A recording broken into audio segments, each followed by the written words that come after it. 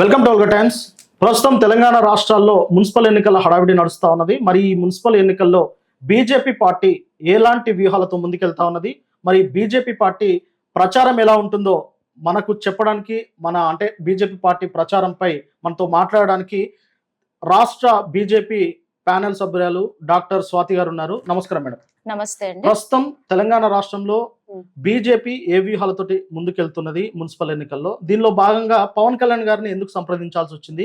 మీ దగ్గర నాయకులు లేరా అంటే ఏం చెప్తారు మేడం? ఈ ప్రశ్న ఎవరేశారు ముందర? మామూలుగా ఈ రోజు బీజేపీ నాయకులు, రాష్ట్ర అధ్యక్షులు, అలాగే కేంద్ర మంత్రి కిషన్ రెడ్డి గారు ఇద్దరు వెళ్ళి పవన్ కళ్యాణ్ గారిని సంప్రదించడం తోటి పవన్ కళ్యాణ్ గారు నేరుగా ప్రకటన చేశారు. దీని ద్వారా సోషల్ మీడియాలో ఎక్కువగా వినిపిస్తుంది. అంటే సోషల్ మీడియాలో ఎవరు అడుగుతున్నారు మీ ప్రకారం? మామూలుగా ప్రజలు అడుగుతున్నారు. పిసిసి అధ్యక్షులు మహేష్ కుమార్ గౌడ్ సైతం దీనిపైన స్పందించారు. అంటే ప్రజలు అడుగుతున్నారు అనేది అయితే నేను వినలేదు, కానీ మీరు అన్నట్టుగా పిసిసి అధ్యక్షుడు మహేష్ కుమార్ గౌడ్ అడిగారు, పవన్ కళ్యాణ్ తెలంగాణ మహేష్ కుమార్ గౌడ్ గారికి ఒక క్వశ్చన్ అండి. పోనీ ఆయన బీజేపీ తరపున వచ్చి ప్రచారం చేయడానికి ఏమైనా ఆలోచించుకుంటున్నారా? చేయరు. ఆయన ఎట్లా చేస్తారు మేడం? మరి ఆ క్వశ్చన్ వేశారు కాబట్టి పోనీ ఆయన కూడా వచ్చి చేస్తారేమో ఒకసారి కనుక్కోండి. మరి నెక్స్ట్, ఇప్పుడు పవన్ కళ్యాణ్ గారిని అసలు ఎందుకు ప్రచారానికి ఎందుకు మీ దగ్గర నాయకులు లేరా అంటే మీరేం చెప్తారు? నాయకులు లేరా అనే మాట కన్నా ఇప్పుడు ఆంధ్రప్రదేశ్ లో కూటమి ప్రభుత్వం ఉంది. కూటమిలో మీకు టీడీపీ, జనసేన, అలాగే బీజేపీ ఉంది. అంటే ఒక రకంగా బీజేపీకి సంబంధించిన నాయకులే అవుతారు కదా పవన్ కళ్యాణ్ గారు కూడా. సో ఇక్కడ తెలంగాణలో మున్సిపల్ ఎలక్షన్స్ బీజేపీ తరపు నుంచి ప్రచారం చేయడానికి వస్తున్నారు. ఒక రకంగా మీరు వివిధ విషయాలను కూడా మనం ఇక్కడ గమనిద్దాం. తెలంగాణలో మీకు ఈ జనసేన పార్టీకి సంబంధించినటువంటి యువత ఎక్కువ సంఖ్యలో ఉన్నారు. ఒక మంచి పార్టీకి ఓట్ వేయండి అనే ఉద్దేశంతో, అంటే ఆయన బీజేపీ మీద పవన్ కళ్యాణ్ గారికి ఉండే గౌరవం ఏంటి అనేది ఆయన మాటల్లో మనం చూస్తాం. ఈ దేశానికి గాని దేశ ప్రజలకు గాని మేలు చేసే పార్టీ ఏది ఉంది అని అడిగితే పవన్ కళ్యాణ్ గారు ఫస్ట్ చెప్పే మాట బీజేపీ ప్రభుత్వం అని చెప్పి. సో యువతిని ఉద్దేశించి ఒక మంచి ప్రభుత్వాన్ని మనం తెలంగాణ లో తెచ్చుకుందాం అనే ఉద్దేశంతో ఆయన ప్రచారానికి వస్తున్నారు. దాంట్లో మీరు అనేది బాగానే ఉంది, కానీ ఇటీవల పవన్ కళ్యాణ్ గారు తెలంగాణ నాయకులను ఉద్దేశించి ఒక మాట అన్నారు. రాజుల సభలో మాట్లాడుతూ తెలంగాణ కోనసీమకు తెలంగాణ వాళ్ళ దృష్టి తగిలింది, అందుకే కోనసీమ ఇప్పుడు ఎండిపోయింది, కొబ్బరి తోటలు అన్ని ఎండిపోయాయి అని చెప్పేసి మాట్లాడారు. మరి ఈ నేపథ్యంలో ఆయన వచ్చి నేరుగా ప్రచారం చేస్తే ఆ ప్రభావం ఇప్పుడు ఎన్నికల ప్రచారంపై పడదంటారా? తప్పకుండా. వీడియో నేను చూశాను. అది అంటే ఆ వీడియో అంటే మీరు చెప్పిన తర్వాత ఏ విధంగా అది ప్రచారంలోకి వెళ్ళిందో అనేది మనం చూసాము. కానీ దాని తర్వాత కూడా ఆ పార్టీకి సంబంధించినటువంటి ప్రతినిధులు కూడా దాన్ని వివరించి చెప్పడం జరిగింది. సో తప్పకుండా ఆలోచించాలి మరి దీని గురించి. ఎందుకంటే ఆయన ఆ రకంగా ఆయన ఉద్దేశించి మాట్లాడలేదు. అంటే తెలంగాణ ప్రజలకి మన కోనసీమ ప్రకృతి అంటే చాలా అభిమానం ఉంది, ఎక్కడో మనం నెగ్లెక్ట్ చేస్తున్నాం అనే విధంగా వాళ్ళు చెప్పడం జరిగింది. మరి ఏమున్నా తప్పకుండా దాని మీద కూడా వాళ్ళు చర్చిస్తారేమో, ముందు దానికి వివరణ ఇస్తారేమో. ఓకే మేడం, నేరుగా ఒక క్వశ్చన్ అడుగుతున్నాను మేడం, దానికి స్ట్రైట్ గా సమాధానం చెప్పండి. బీజేపీ పార్టీకి మున్సిపల్ ఎన్నికల్లో ఓటు ఎందుకు వేయాలంటే ఏం చెప్తారు? ఒక పారదర్శకమైనటువంటి పరిపాలన. మీరు ఇప్పుడు గ్రామ పంచాయతీలని తీసుకోండి. బీజేపీకి ఇప్పుడు ఫలానా ఏ రాష్ట్రంలో ఏ గవర్నమెంట్ ఉంది, ఏ నాయకుడు ఉన్నాడు, ఎవరు పరిపాలిస్తున్నారు, ఇటువంటి విషయాలకి వాళ్ళు ముఖ్యంగా ఏమి ఇంపార్టెన్స్ ఇవ్వరు. అవునా? ఇప్పుడు మీరు గ్రామ పంచాయతీ నిధులన్నీ ఎవరికి వస్తున్నాయండి? ఒకప్పుడు ఎలా ఉండేది, గ్రామ పంచాయతీ నిధుల కోసము ఫైళ్లు పట్టుకొని వ్యక్తులు వెనకాల తిరగాల్సి వచ్చేది, కమిషన్స్ ఇవ్వాల్సి వచ్చేది, ఎన్ని రకాల ఇబ్బందులు ఉండేవి. ఇప్పుడు మీకు డైరెక్ట్ గా అకౌంట్ లోకి వచ్చేస్తున్నాయి. అంటే ఆ గ్రామ పంచాయతీకి సంబంధించి ఆ నిధుల్ని మనము సక్రమంగా వాడుకునేటటువంటి ఒక అవకాశాన్ని కల్పించింది. మరి ఈ రకంగా ఆలోచిస్తే అంటే మనకి ట్రాన్స్పరసీ, పరిపాలన మీద ట్రాన్స్పరసీ, నిధులు ఏ కారణం వల్ల వస్తున్నాయి, ఎందుకు వస్తున్నాయి, ఎక్కడ ఉపయోగపడుతున్నాయి, ఇవన్నీ కనిపిస్తున్నాయి కదా మనకి. ఇంతకు ముందు రోజుల్లాగా అయితే లేదు. కుంభకోణాలు గాని, డబ్బుల్ని అంటే ప్రజల డబ్బుల్ని అవినీతి పరుల చేతుల్లోకి వెళ్ళిపోవడం కానీ ఇలాంటివి ఏమన్నా మనం వింటున్నామా? సో గ్రామ పంచాయతీల్లోనే ఇలాంటి పరిస్థితి వచ్చింది అంటే మరి రేపు మున్సిపాలిటీకి సంబంధించి ఎన్ని రకాల ఇబ్బందులు ఎదుర్కొంటున్నామో నేనే చెప్పాలా? మీరు ఒక జర్నలిస్టు, మీరు రోజు పొద్దున్న మీ ఇంటి నుంచి బయటకు వచ్చారంటే రోడ్లు ఎలాగున్నాయి చెప్పండి. అవునా? ఈ తెలంగాణలో ఎంతో మంది పిల్లల్ని మంచి విద్యనిచ్చి పిల్లల్ని సమర్థులను చేసి అన్ని రంగాల్లో ఉన్నత స్థితికి తీసుకెళ్ళినటువంటి ఉపాధ్యాయులు మొన్న పెన్షన్ కోసము దీక్షలు చేస్తూ కూర్చోవలసి వచ్చింది. సో ఇలాంటి పరిస్థితులు ఉన్నాయి మన తెలంగాణలో. ఏ ప్రభుత్వంలో ఉన్నాం మనం ఇప్పుడు మీకు తెలిసిందే కదా. మరి అలాంటప్పుడు ఒక గ్రామ పంచాయతీలోనే ఇంత మంచి సిస్టమ్స్ ని తీసుకొచ్చినప్పుడు రేపు మున్సిపల్లో మనం బీజేపీని తెచ్చుకుంటే ఇటువంటి ప్రాబ్లమ్స్ అన్నిటి నుంచి మనం బయటకు వస్తాం. రైట్. అలాగే మున్సిపల్ ఎన్నికలను, కార్పొరేషన్ ఎన్నికలను బీజేపీ పార్టీ చాలా సీరియస్ గా తీసుకున్నట్టు అర్థమవుతా ఉన్నది. ఎందుకంటే ఇటీవల జరిగిన జూబ్లీహిల్స్ ఎన్నికల్లో బీజేపీ పార్టీకి వచ్చిన ఓట్లు చూసాము. ఆ తర్వాత జరిగిన గ్రామ పంచాయతీ ఎన్నికల్లో కూడా ఎన్ని స్థానాల్లో బీజేపీ గెలిచింది అనేది మనం చూసాం. కాబట్టి మరి మున్సిపల్ ఎన్నికల్లో ఎలా గ్రామ పంచాయతీ ఎన్నికల్లో నేను చెప్పాలా మీరే చెప్పండి, మంచి రిజల్ట్స్ చూసాం కదా మనం. అయితే మున్సిపల్ ఎన్నికల్లో ఎలాగైనా గెలవాలని ఏకంగా జాతీయ అధ్యక్షుడు నితిన్ నబీన్ గారిని దింపినట్టు తెలుస్తా ఉన్నది. ఆయన మరి మహబూబ్ నగర్ లో కూడా ప్రచారం చేస్తున్నట్టు తెలుస్తా ఉన్నది, అక్కడ ఉన్న కార్యకర్తలతో మాట్లాడుతున్నట్టు. మరి మిగతా అంటే పిఎం గారిని అలాగే హోంశాఖ అమిత్ షా గారిని వాళ్ళని కూడా దింపే అవకాశం అని ఉంటుందా? మీకు ప్రజలు అంటే కింద వర్గపు ప్రజలు ఉండే ఏరియా వరకు పెద్ద లీడర్స్ వచ్చి ప్రచారం చేశారు, తిరిగారు, నిజాల్ని తెలుసుకుని దానికి ఒక పద్ధతైన రీతిలో ఆ ప్రాబ్లమ్స్ ని సాల్వ్ చేయడానికి వెళ్ళే లీడర్స్ ఏ పార్టీలోనన్నా ఉన్నారంటే అది బీజేపీ పార్టీలోనే. ఓకే. అంటే చిన్న ఎన్నికైనా సరే అందరూ వచ్చి ప్రచారం తప్పేముంది, తప్పేం లేదు, తప్పేముంది, మంచిదే కదా. ప్రజల్లో కూడా ఒక నమ్మకం వస్తుంది కదా. మేము చిన్న ప్రాంతంలో ఉన్నా కూడా ఇన్ని ఇబ్బందులతో ఉన్నా కూడా మా లోకల్ గా ఉండే లీడర్స్ ఎప్పుడు మమ్మల్ని పట్టించుకున్నది లేదు. వెళ్ళి ఎన్ని లెటర్లు సబ్మిట్ చేసి దానికి ఆన్సర్ చేసింది లేదు. అలాంటిది నీకు అలాంటి పరిస్థితులు ఉన్నప్పుడు పైనుంచి పెద్ద లీడర్లు వచ్చి సమస్యల్ని తెలుసుకొని ఆ సమస్యకు ఒక పరిష్కారాన్ని చూపించాలనుకున్నప్పుడు దాన్ని తెలంగాణ ప్రజలైతే ఆహ్వానిస్తారు. మరి ఆపోజిషన్ లో ఉండే లీడర్స్ ఎవరైనా మరి వాళ్ళు మరి ఎలా ఒప్పుకుంటారు చెప్పండి. కానీ రాష్ట్రంలో పరిస్థితి, ఎందుకంటే వాళ్ళు అలాంటి పనులు ఏమి ఇప్పటి వరకు చేయలేదు కదా. సో అది ఒక రకంగా వాళ్ళకు కూడా ఇన్సెక్యూరిటీగా మారుతుంది కాబట్టి. కానీ మీరు చెప్పింది ఒక రకంగా ఉంది, కానీ రాష్ట్రంలో ప్రస్తుతం బీజేపీ పార్టీ పరిస్థితి అలా లేదు. ఇక్కడ గ్రూప్ రాజకీయాలు ఎక్కువగా ఉంటాయి. నిజామాబాద్ సైడ్ వెళ్తే అరవింద్ గారి గ్రూప్ ఒకటి ఉంటుంది, ఇటు బండి సంజయ్ గారి గ్రూపు, అటు ఈటల రాజేంద్ర గ్రూపు, ఇప్పుడు కొత్తగా ఎన్నికైన రామచంద్రరావు గారి గ్రూపు, జాతీయ మన రాష్ట్ర అధ్యక్షుడిగా ఉన్న ఆయన గ్రూపు, ఇటు కిషన్ రెడ్డి గారి గ్రూపు, ఇలా గ్రూప్ రాజకీయాలతోటి సెకండ్ ప్లేస్ లో ఉన్న బీజేపీ తెలంగాణ రాష్ట్రంలో 3వ ప్లేస్ కు పడిపోయింది అంటున్నారు. ఇది ఎలా చూడొచ్చు? మీరు చెప్పే మాటలన్నీ తెలంగాణ ప్రజలు చెప్పిన మాటలు కాదు. ఇలాంటి మాటలన్నీ మీకు ఎవరు వినిపించగలుగుతారంటే ఒక బీఆర్ఎస్ నాయకులు గాని, బీఆర్ఎస్ కార్యకర్తలు గాని, లేకపోతే కాంగ్రెస్ నాయకులు గాని, కాంగ్రెస్ కార్యకర్తలు గాని. ఎందుకు అంటే వీళ్ళే చెప్తారు. ఎందుకంటే ఈ గ్రూప్ రాజకీయాలు నడిచేది వీళ్ళ పార్టీల్లోనే.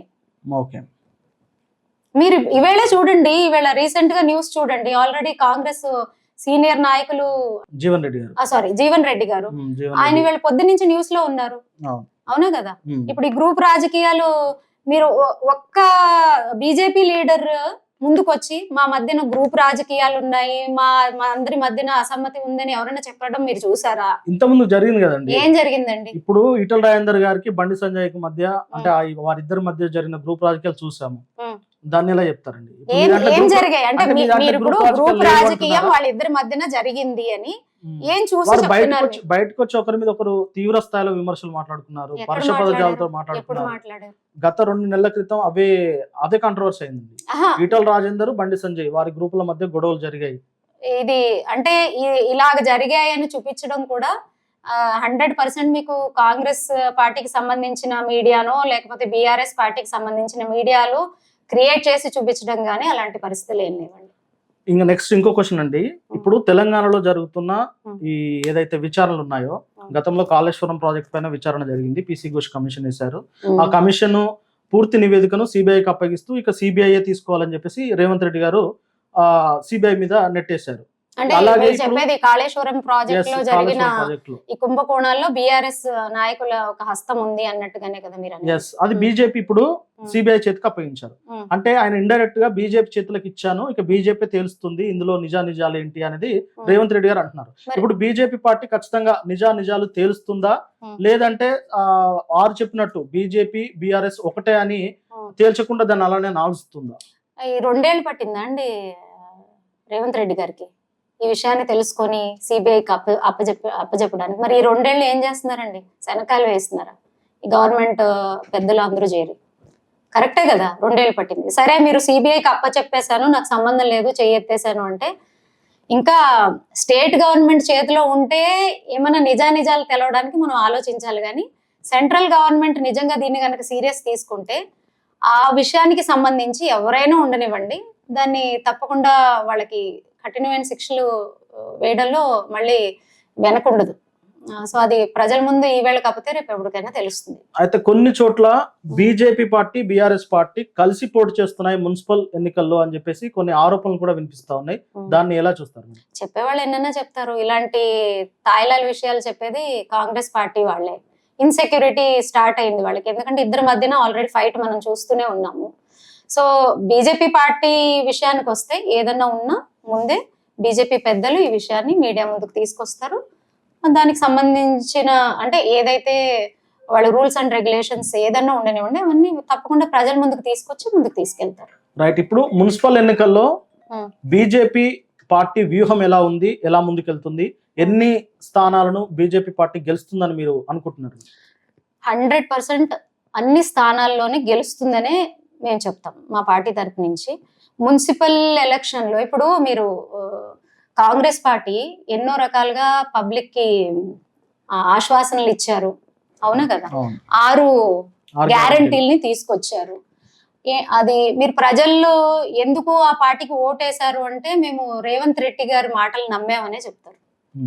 మాటలు ఇప్పుడు మంచి మాటలు చెప్పడానికి రేవంత్ రెడ్డి గారు నిజంగానే పాపులర్ అనేది తెలంగాణలో ఉండే ప్రజలు ఆలోచిస్తున్నారు. మాటలు పెద్దగా చెప్పారు కానీ పని విషయానికి వచ్చేసరికి ఏ రకంగా తెలంగాణ ప్రజలు ఎన్ని విధాలుగా ఇబ్బంది పడుతున్నారని ప్రజలు చెప్తారు, మనం చెప్పక్కర్లా.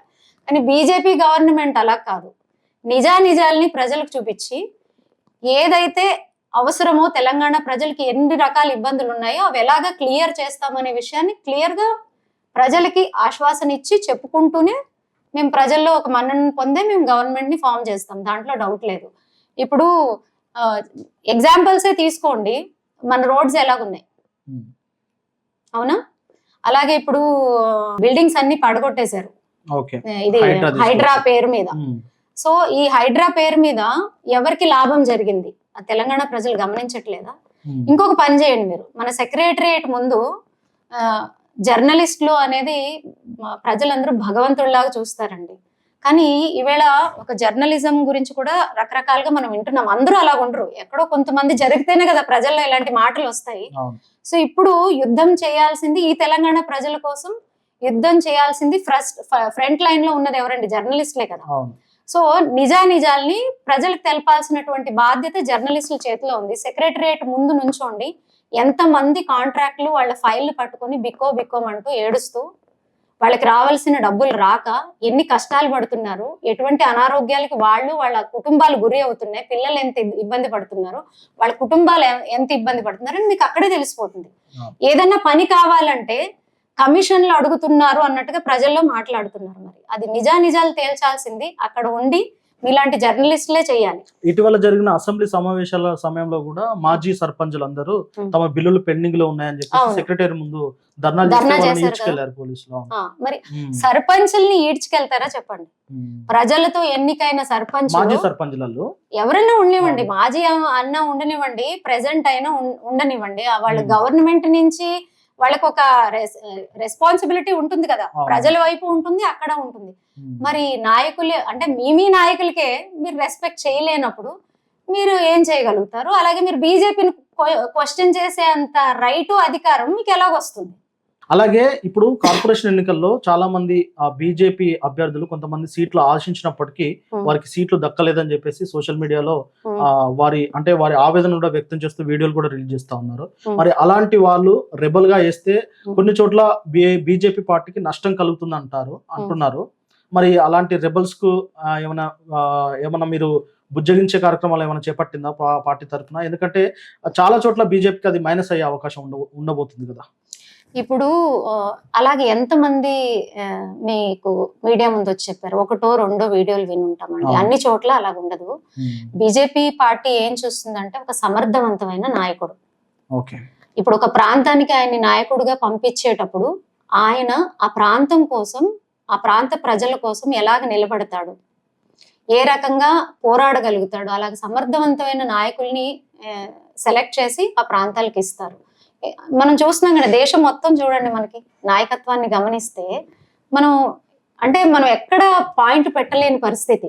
సో అలాంటి నాయకత్వాన్ని తెలంగాణకు తప్పకుండా బీజేపీ ప్రభుత్వం ఇస్తుంది. ఇలాగ ఇబ్బంది ఉన్న వాళ్ళు కూడా తప్పకుండా వాళ్ళు తెలుసుకుంటారు. బేసిక్గా బీజేపీ ఒక సిద్ధాంతాలు నడిచిన వాళ్ళు, తెలిసిన వాళ్ళు పరిస్థితుల్ని అర్థం చేసుకుంటారు. వాళ్ళే రేపు కోఆపరేషన్ చేస్తారు. అరే మన పార్టీ వస్తే చాలు, ఎవరైతే నాయకుడు ఏంటి అనేది. సో ఇలాంటివి వినిపిస్తుంటే అవి ఎంతవరకు నిజం అనేది కూడా మనం నమ్మకూడదు. అయితే ఒక్కటండి, బీజేపీ అంటే మామూలుగా అందరూ, ఇటు కాంగ్రెస్ అయినా అటు బీఆర్ఎస్ అయినా ఇతర విపక్ష నాయకులు అనుకోవచ్చు, వారంతా బీజేపీ అంటేనే మత రాజకీయాలు చేస్తుంది అంటారు. అలాగే తెలంగాణలో మత రాజకీయాలు, ఇక్కడ మత రాజకీయాల పప్పులు ఉడకవు కాబట్టే బీజేపీ ఇంకా అధికారంలోకి వస్తలేదు అని చెప్పేసి కామెంట్లు ఉంటాయి. ఈ రెండు కామెంట్లను ఎలా చూస్తారు మీరు? ఇప్పుడు మన ఎదురుగుండా ఒక పెద్ద శక్తి ఉంది, దాన్ని నేను శారీరక ఒక బలంతో నేను ఎదుర్కోలేను అని అనుకున్నప్పుడు కొంతమంది ఏం చేస్తారు, వాళ్ళ దగ్గర కొంచెం మైండ్ని ట్యాకిల్గా వాడి దాన్ని ఎదుర్కోవడానికి ప్రయత్నిస్తూ ఉంటారు. సో అలాంటి నిందలేవి, ఏమీ చేయలేని పరిస్థితి, అలాంటి బీజేపీ పార్టీ లాగా మేము పరిపాలించలేము అనేది తెలుసుకుంటున్నారు. భారతదేశంలో హిందువులంటే అన్ని ధర్మాలు పాటించి ఈ దేశంలో పుట్టినటువంటి వాళ్ళందరూ భారతీయులే. వాళ్ళందరికీ సమన్యాయం భారతీయ జనతా పార్టీ ఇవ్వగలదు అనేది మనం చెప్పక్కర్లేదండి. వీడియోస్ లో మీరు వినండి, ఎన్ని రకాల పథకాలు సమానత్వంగా ఇచ్చారు. ఇక్కడ మనము తెలంగాణలో కొన్ని పథకాలు తీసుకుందాం. ఏంటది, ఆడపిల్లలకి, హిందూ ఆడపిల్లలకి పెళ్లి అయితే కళ్యాణ లక్ష్మి ఇస్తున్నారు. అదే మైనారిటీ ఎవరైనా ఆడపిల్లకి పెళ్లి అయితే ఏమి ఇస్తున్నారు, ఒక పథకం ఉంది, షాదీ ముబారక్ అని ఇస్తున్నారు. ఎందుకు ఈ డిఫరెన్స్? ఎందుకు డిఫరెన్స్? మనకి సెంట్రల్ లో బేటీ బచావో బేటీ పడావో అని ఉంది. ఈ స్కీము మనం ఏమన్నా హిందువులకు ఒకలాగా, ముస్లింస్ కి ఒకలాగా, క్రిస్టియన్స్ కి ఒకలాగా మనం చూస్తున్నామా? డిఫరెన్స్ వాళ్ళు చూపిస్తున్నారా, మనం చూస్తున్నామా? ఓకే, భారతీయ జనతా పార్టీలో మనకి మైనారిటీ నాయకులు లేరా అండి? వేరే వాళ్ళు కూడా అందరూ ఉన్నారు కదా, మరి ఇక్కడ లేరు కదా. తెలంగాణలో ఎంతమంది ఉన్నారు చెప్పండి మీరు? ఎవరు డిఫరెన్స్ చూపిస్తున్నారు? డిఫరెన్స్ చూపించేది వాళ్ళు, ప్రచారాలు చేసుకునేది వాళ్ళు, కానీ ప్రజలంతా గమనిస్తారు కదా. నిజాలు ప్రజలకు తెలుసు కాబట్టి ఇలాంటివన్నీ ఏమి వీళ్ళ పప్పులేమి ఉడకవులేండి.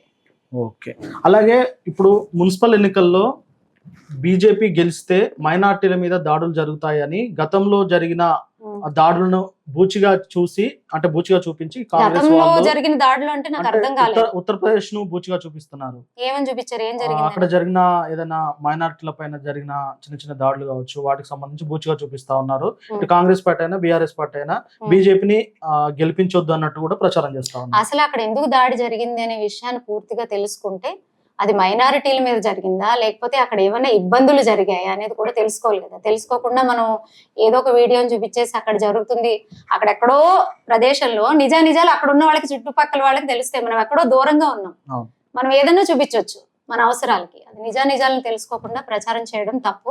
ఇప్పుడు భారతదేశంలో బీజేపీ పార్టీనే ఉంది. అన్ని రాష్ట్రాల్లో మనకి మైనారిటీ అన్నదమ్ములు ఉన్నారు, వాళ్ళు మన భారతీయులే.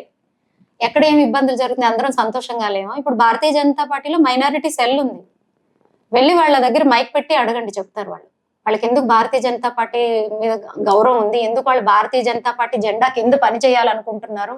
ఎందుకంటే వాళ్ళకి తెలుసు, రాజకీయ స్వార్థం కోసం నాయకులు మాట్లాడే మాటలని ప్రజలు నమ్మే పరిస్థితులు లేవు. ఎందుకంటే భారతీయులు కూడా బాగా మంచిగా చదువుకుంటున్నారు, ఇప్పుడు మంచి చెడు తెలుసుకోగలరు, గ్లోబల్ గా కూడా చదవగలరు. కాబట్టి విదేశాల్లో పరిస్థితులు ఎలాగున్నాయి, మన భారతదేశంలో పరిస్థితులు ఎలాగున్నాయని గమనించగలరు కాబట్టి ఇలాంటి వాటికి ఏమీ అంత రియాక్ట్ అవ్వాల్సిన అవసరం లేదండి. ఓకే అండి, ఫైనల్ క్వశ్చన్. మున్సిపల్ ఎన్నికలు జరుగుతూ ఉన్నాయి, ఫిబ్రవరి 11 పోలింగ్ కూడా ఉన్నది కాబట్టి మీ పార్టీ తరపున ఆ ఎన్నికల్లో పాల్గొనే ఓటర్లకు ఏమైనా చెప్పాలనుకుంటే? ఇప్పుడు తెలంగాణ ప్రజలందరినీ ఉద్దేశించి అయితే నాకు ఒక తెలంగాణ ప్రాంతపు మహిళగా చెప్పాలనుకుంటున్నాను. గత ప్రభుత్వము 10 ఏళ్లు పరిపాలించింది. 2014 తర్వాత తెలంగాణని విభజించడానికి కారణం ఏంటండి? అన్ని రంగాల్లో కూడా తెలంగాణ ప్రజలకి అన్యాయం జరుగుతుంది కాబట్టి రాష్ట్రాన్ని విభజించడం వల్ల తెలంగాణలో ఉండేటటువంటి యువతకి కానీ, మహిళలకి కానీ, ఎవరికైనా సరే అవకాశాలు పెరుగుతాయి. రాష్ట్రాన్ని కొంచెం ప్రగతి పదంలో తీసుకెళ్లొచ్చు. ఆ బెనిఫిట్స్ ఇక్కడ పిల్లలకి అందాలి అని మరి ఎంతో పోరాడి, ఇప్పుడు రీసెంట్ గా మీరు నిన్న కూడా మనం న్యూస్ లో చూసాము, ఈయన కేసీఆర్ గారు జాతిపిత అన్నట్టుగా తనమే ఆ పేరుని ఇచ్చుకుంటున్నారు అని రేవంత్ రెడ్డి గారు సొంత డబ్బా కొట్టుకుంటున్నారు, సెల్ఫ్ టైటిల్ ఇచ్చుకుంటున్నారు, జాతిపిత అంటే ఏంటో తెలుసా అని ఎగ్జాంపుల్స్ ఇచ్చారు. మహాత్మా గాంధీ గారిది కానీ, కొంతమంది కోదండరామ్ గారిది కానీ ఇవన్నీ ఇచ్చారు. అవన్నీ మాటలు వినడానికి నిజంగా చాలా బాగున్నాయి. అంటే జాతిపిత అనే పదానికి నిజంగా ఆయన చెప్పిన అన్ని అర్థాలు కరెక్టే, అవునా? మరి ఆయనని క్వశ్చన్ వేయడానికి ఇప్పుడు ఎలాగో మనము ఎవరు కేసీఆర్ గారి గురించి మనం చెప్పక్కర్లేదు. 10 సంవత్సరాలు నిజంగానే తెలంగాణ ప్రజలు ఇచ్చిన అవకాశాన్ని ఆయన సద్వినియోగం చేసుకుని ఉండుంటే ఈవేళ కూడా గుండెల్లో పెట్టుకుని ప్రజలు చూసుకునేవాళ్ళు. ఆ అవకాశాన్ని ఆయన మిగిల్చుకోలేదు. ఈయన మాటల గారడి, ఈయనకి నిజంగా చెప్పాలంటే ఈయనకే అదే ప్రశ్న వేసుకుంటే మరి తెలంగాణ ప్రజలు ఈయన మాటలు నమ్మి అవకాశం ఇచ్చారు కదా. మరి ఇప్పుడు తెలంగాణ పరిస్థితి ఏ రకంగా ఉంది? అన్ని రంగాల్ని ఆయన చేతుల్లో పెట్టుకున్నారు, అవునా కదా? మరి అంటే వివిధ రంగాల్ని ఏబుల్ గా దాన్ని చూసుకునే లీడర్స్ మరి వాళ్ళ పార్టీలో లేరనే కదా అర్థం, అవునా?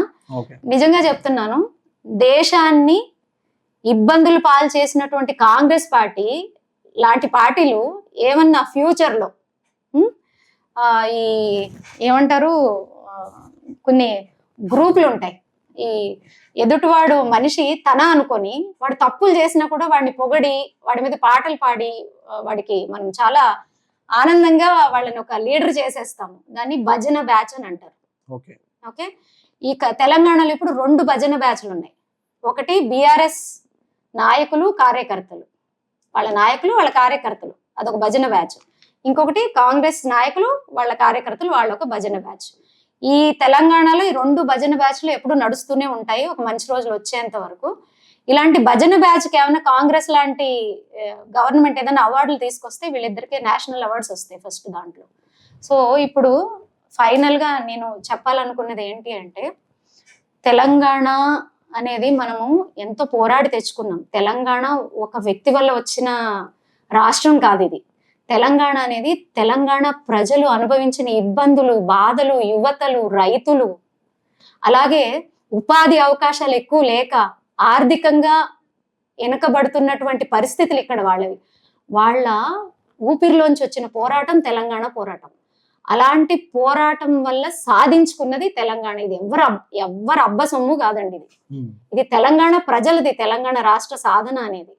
సో నిజంగా ఇప్పటికైనా తెలంగాణ ప్రజలు, ఎందుకంటే మాటలు నమ్మకూడదు అనేది వాళ్ళకు కూడా అర్థమైపోయింది, 2 ప్రభుత్వాలని చూసి వాళ్ళకు కూడా అర్థమైపోయింది. కాబట్టి తెలంగాణ ప్రజలు కూడా ఆలోచిస్తారు, మా ప్రాంతాల అభివృద్ధే మాకు ముఖ్యం, మా పిల్లల ఒక భవిష్యత్తు మనకి ముఖ్యం. ఎందుకంటే ఎంతో మంది పిల్లలు జాబులు రాక, మంచి మంచి చదువులు చదువుకుని అవకాశాలు రాక ఆత్మహత్యలు చేసుకున్న వాళ్ళు ఉన్నారు, రైతులు ఆత్మహత్యలు చేసుకున్న వాళ్ళు ఉన్నారు.